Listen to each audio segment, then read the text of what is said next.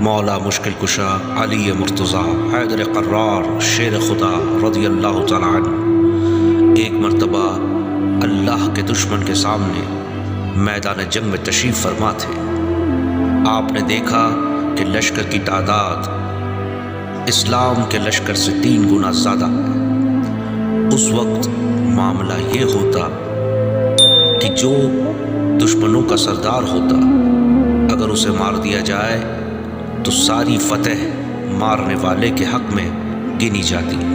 مولا علی اللہ تبارک و تعالیٰ کی رضا کی خاطر جنگ لڑ رہے تھے۔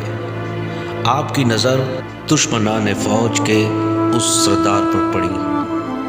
آپ اس کی طرف شیر کی طرح لپکے اور اس کے آس پاس کی جتنی بھی سپاہی جو اس کی حفاظت کے لیے لگے ہوئے تھے ان کی صفوں کو چیرتے ہوئے آپ مولا کائنات اس سردار کے قریب پہنچے۔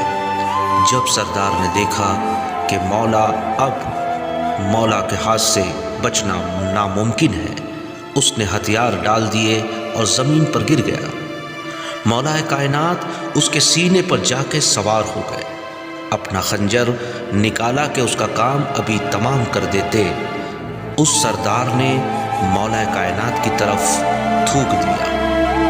مولا کائنات نے جب دیکھا کہ اس نے میری طرف تھوکا، آپ نے اپنا خنجر واپس رکھ لیا اور واپس اپنی فوج کی طرف ہو لیے۔ سردار کھڑا ہوا اور علی مرتضیٰ کا یہ رویہ دیکھ کر اس کے بڑا عجیب لگا۔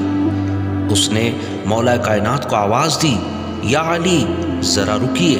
وہ مولا کے قریب گیا اور کہا کہ قریب ہی تھا کہ آپ مجھے خنجر سے میرا کام تمام کر دیتے اور یہ جو لشکر جو آپ کے لشکر سے 3 گنا زیادہ بڑا ہے، آپ اس جنگ کو جیت جاتے، مگر میرے آقا آپ نے ایسا کیوں نہیں کیا؟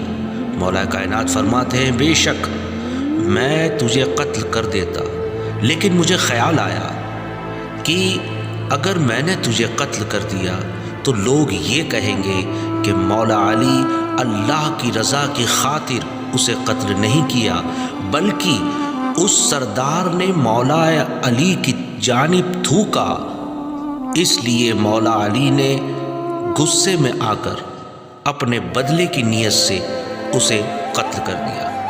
اور میں یہ کبھی نہیں چاہتا، میں یہاں اللہ اور اس کے رسول کی رضا کی خاطر جنگ کے لیے آیا ہوں، نہ کہ اپنی کسی ذاتی دشمنی کی وجہ سے۔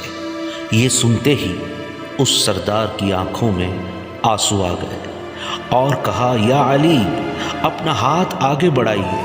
مولا نے جب اپنا ہاتھ آگے بڑھایا تو اس سردار نے مولا کائنات کے ہاتھ پر اپنا ہاتھ رکھا اور اعلان کہا، اشہد ان لا الہ الا اللہ و اشہد ان محمدا عبدہ و رسولہ۔ یہ کہتے ہوئے وہ اسلام میں داخل ہوا۔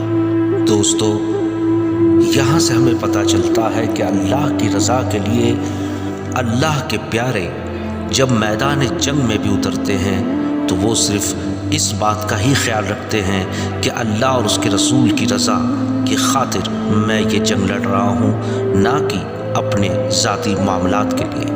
یہیں سے ہمیں سیکھ لینے کی ضرورت ہے۔ اللہ تبارک و تعالی ہم سب کو مولا کائنات کے کردار پر عمل کرنے کی توفیق نصیب فرمائے۔ آمین یا رب العالمین۔